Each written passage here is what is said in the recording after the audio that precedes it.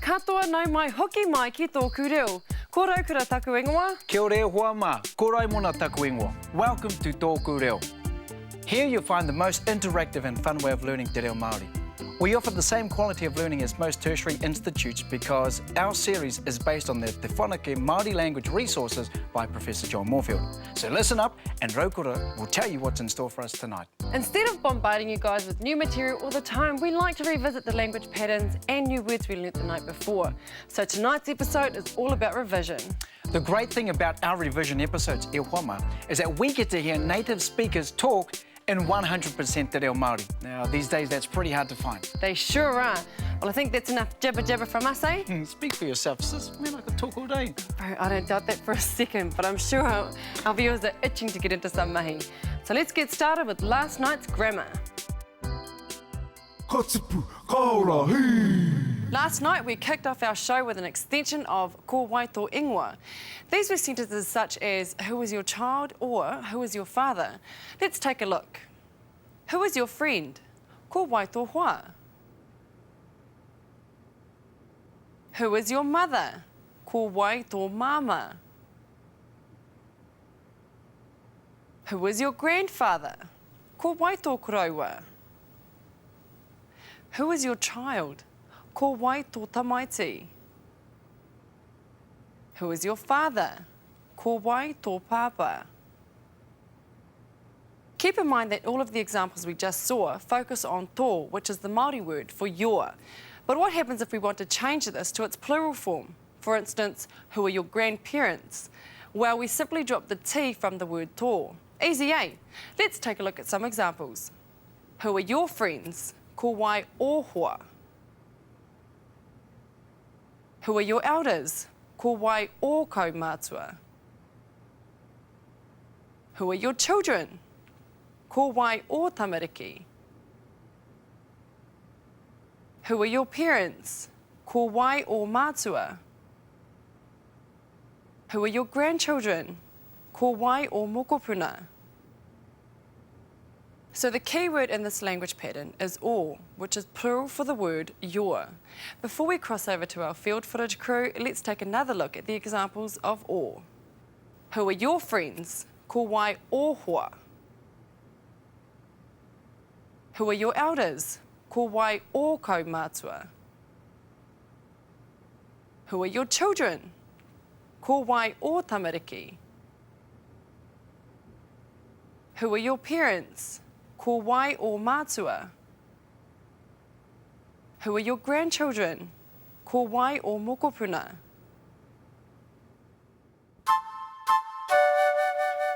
You got any tamariki, bro? Yep, I've got a son. Really? Koe tō tamaiti? Ko Pita taku tamaiti. He just started primary school. What about you? Any tamariki? Kyle, not just yet. I gotta find me a tāne first. Yeah, that'll be a good start, eh? My best friend has 2 tamariki, so I got a fair idea of what I'll be in for. True. Ko waito hoa?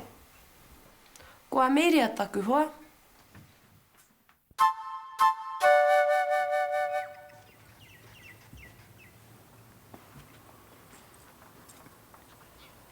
Thanks for helping with the dishes, guys. Nah, it's all good. It's the least we could do for the main feed. Hey, bro, ko wai o mātua? Ko Pita taku papa, ko Hana taku mama. Do they come up this way very often? Nah, but I visit them as much as I can, though. What about you? Ko wai o mātua? Ko tāmati taku matua, ko anahira taku whaia. Kupu, kaora, hee! I'm pretty sure we've got that grammar point sussed. Let's move straight into a listening exercise for tonight's revision episode, 100% te reo Māori styles. All you have to do is listen out for the grammar points that we've been covering.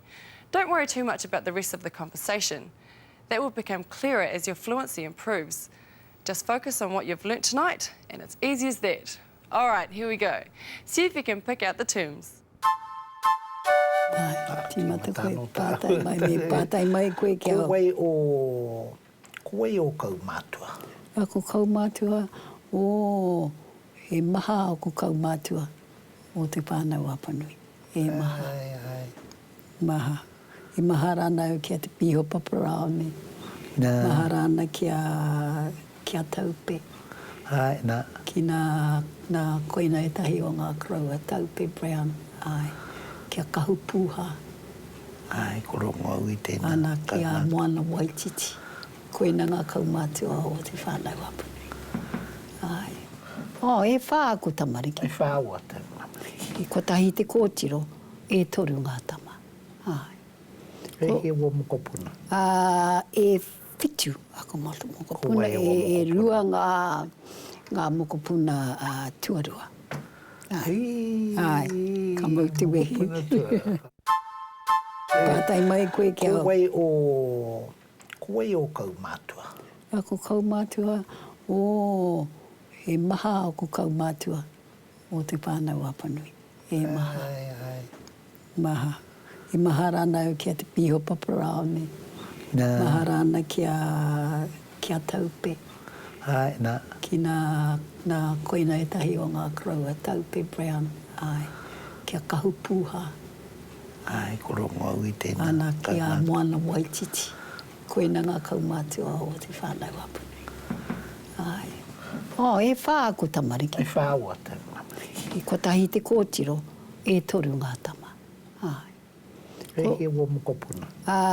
E whitu ako mokopuna. Ko wei o E mokopuna. rua ngā mokopuna tuarua. Ai, ka mau te wehi. Mokopuna tua. Ka mau te Awesome! Being able to understand native speakers is a really good skill to have when learning another language. So we hope you've been making the most of it. After the break, Raimon is back with our top 10 words.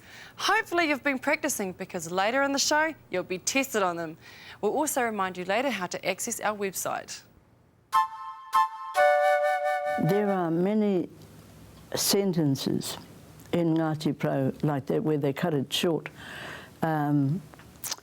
The difference between kei te aha koe, which Ngāti Pro uses, and other people say kei te pēhea koe, is this, that the thinking behind that is there is an inference that you only need to say this much and the rest is understood. But secondly, Ngāti Pro are a people that cut to the chase. If you are saying something and others can grasp the meaning, you try and brief it to keep the attention of the listeners.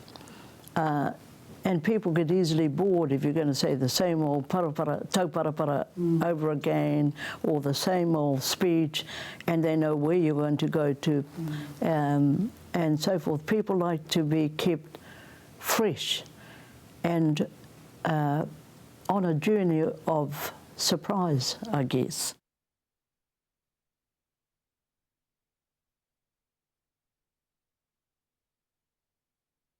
Kupu, kaora, hee! Kupu, kaora, hee! To reinforce what you're learning on TŌKU Reo at home, visit our website at www.tokureo.maori.nz. On the homepage, you'll find a link to episodes. Find the episode you'd like to swat up on and click it. Here you'll find a summary of what's in that episode as well as a list of interactive exercises down the right-hand side. Here's an example. Back at the homepage, you'll also find links to the other Te Whanake resources, more exercises, a forum for TŌKU Reo viewers, and a free online Māori dictionary. Have fun, kia ū! Kupu, kaora, hee! Kia ora koutou, nau mai hoki mai. Now, in the last episode, we covered 10 new Māori words to add to our vocab. But unlike most of our kupu hou, these didn't have translations because they're place names. So again, we'll focus on the pronunciation and spelling. You'll hear the place name pronounced first, followed by the written form. So, in at number 10. Manukau.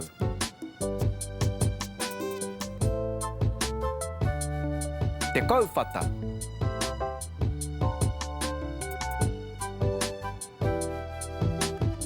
Kaitaia.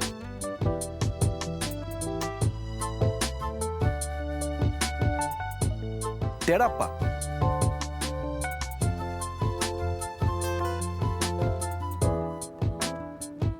Puke kohe.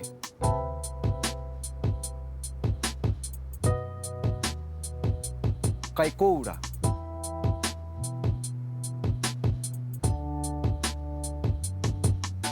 Whakatāne.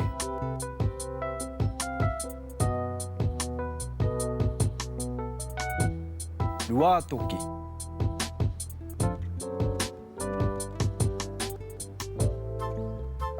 Whangamata.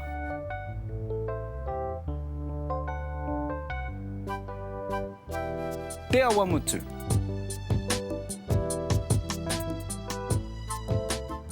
Katipu, kaora, hei! Awesome, whānau. We're up to another fun part.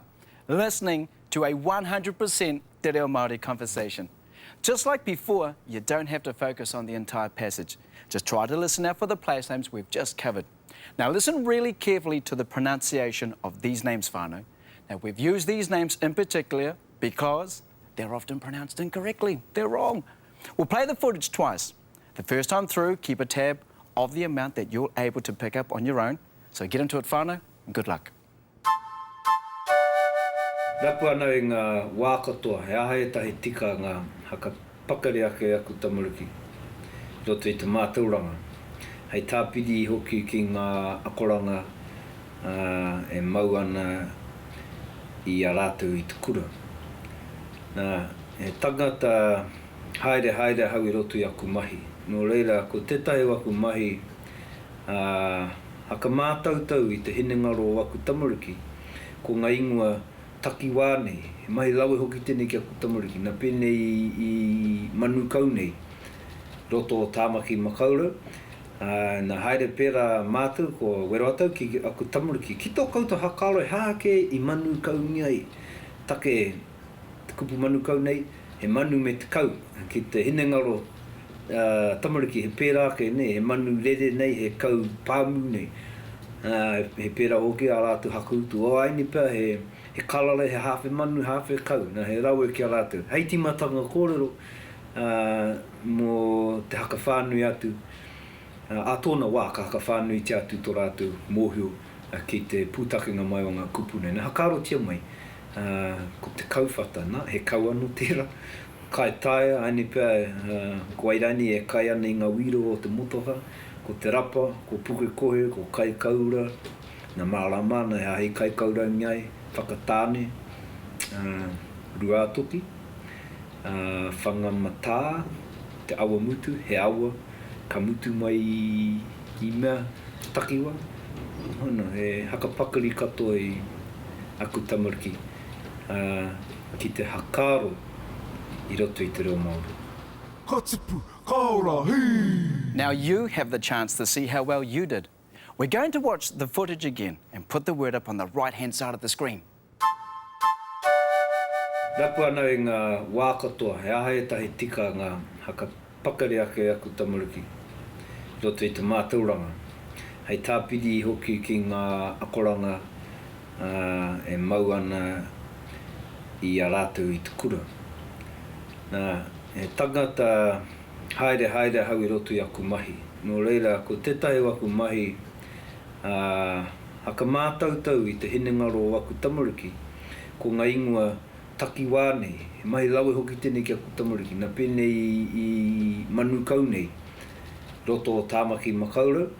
Nā haere pēra mātou ko weroatau ki aku tamariki. Ki tō koutou hakaro e hāke I manukau ngai.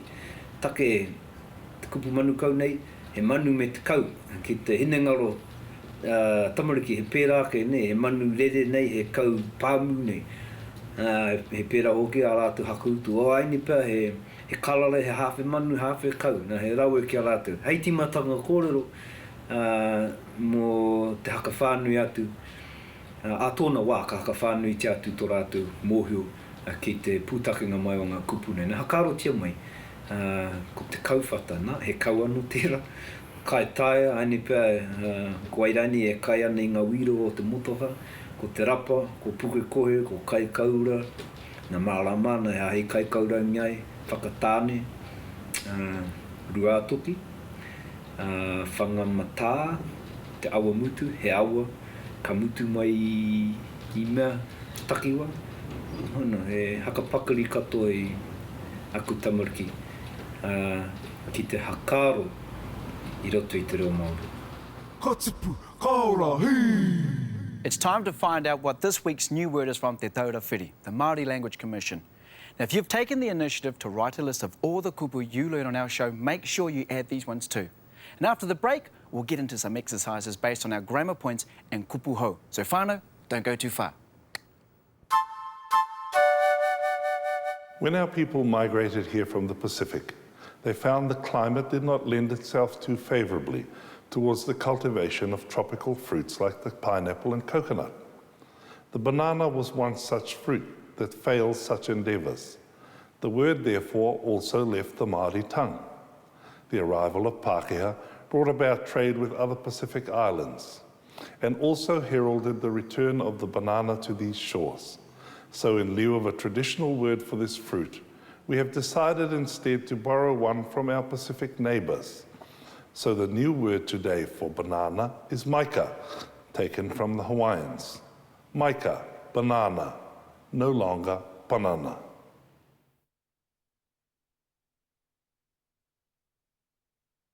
Katipu kaora hi. Katipu kaora hi. To access the podcast, go to www.tokureo.maori.nz and click on episodes. Choose your episode and move the mouse to the right-hand side of the screen where you'll find a link called Podcasts. Click this link to download TŌKU Reo podcast to your iPod, MP3 player, etc. With video, audio and exercises, you can brush up on your te reo Māori skills anywhere, anytime, 24/7. Kia kaha. Katipu kaora hi. Kia ora e huama, welcome back to TŌKU Reo. We revised last night's show, so now let's get straight into some exercises. I agree, sis. Let's get straight into it, huh? This first exercise will test how well you grasped our language patterns. Now, a sentence will be said in English, and on your screen you'll see the translation. The tricky part is deciding whether you should put tō for the singular or o for the plural. Here's an example. Who is your mother?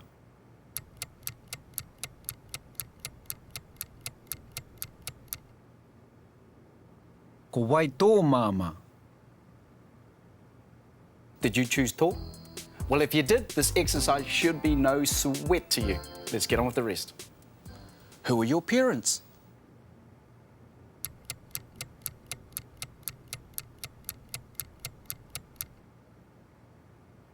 Ko wai o mātua. Who are your grandchildren?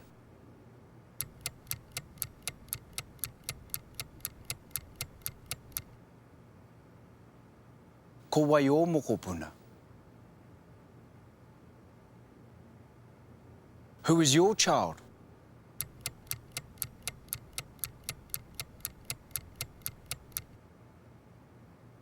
Ko wai tō tamaiti. Who are your elders?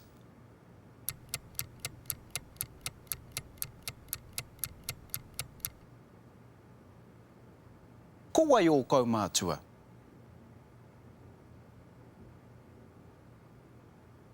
Who is your father?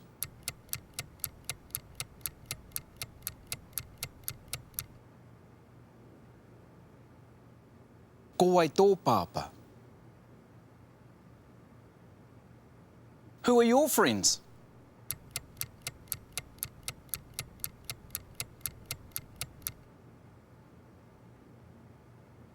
Ko wai o hoa. Who are your children?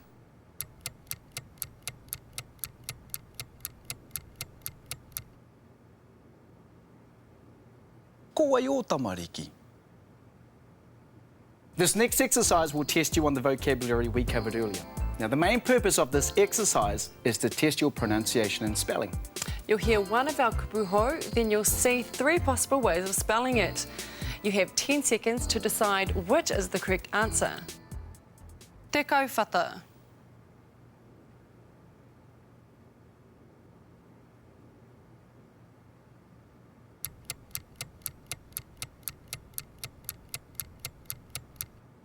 Te kauwhata.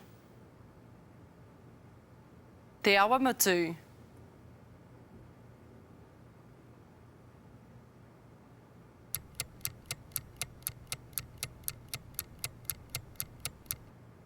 Te awa matu. Dua toki.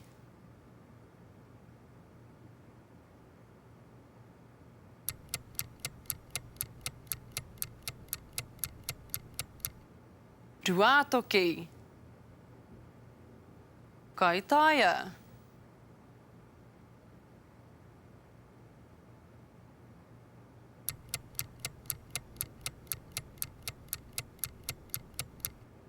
Kai taia.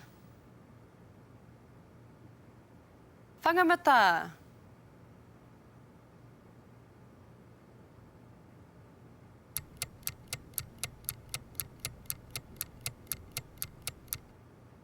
Whangamata.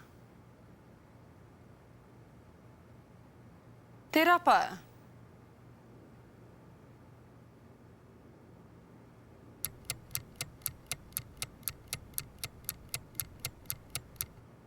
Te rapa. Choice. We have one more quick exercise for you guys, and because you've worked so hard today, this one's real easy. True or false? A Māori sentence and an English translation will appear on your screen. You'll have 10 seconds to figure out whether or not the translation is true or if it's false. Straight after this exercise, we've got this week's learning tip. Ko wai o mātua.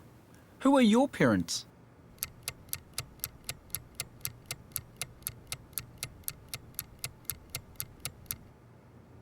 True.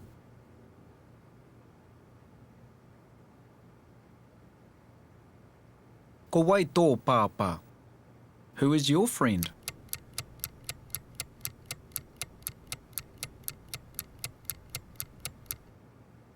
False.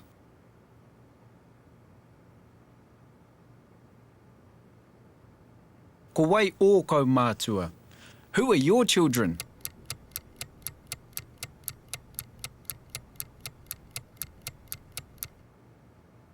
False.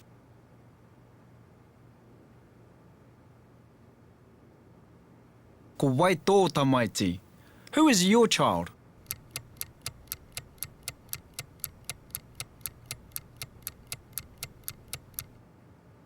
True.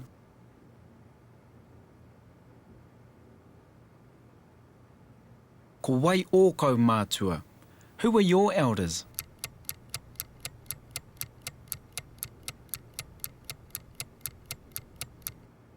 True.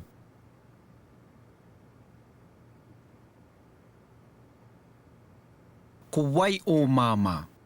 Who is your mother?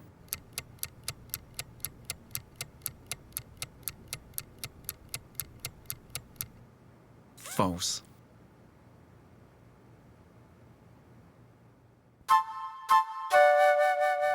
Tēnā nō koutou. Listening to Māori waiata or songs can help you learn the language.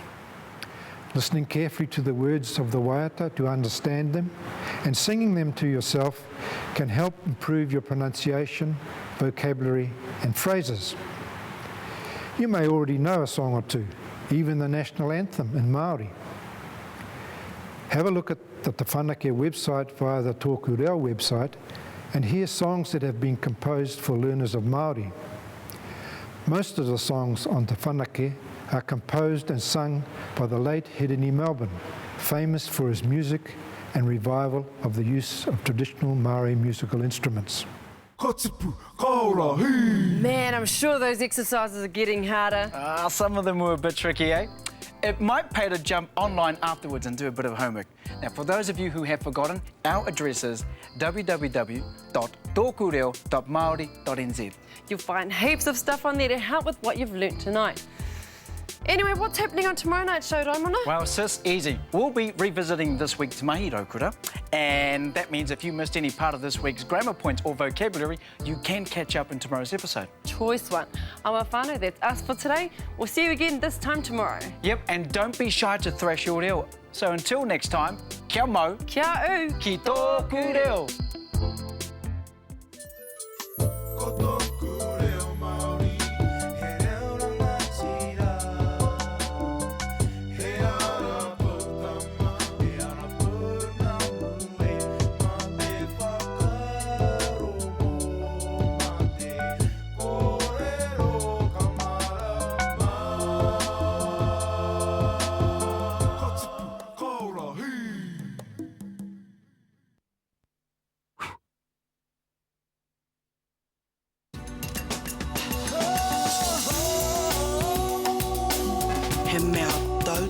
nā te manga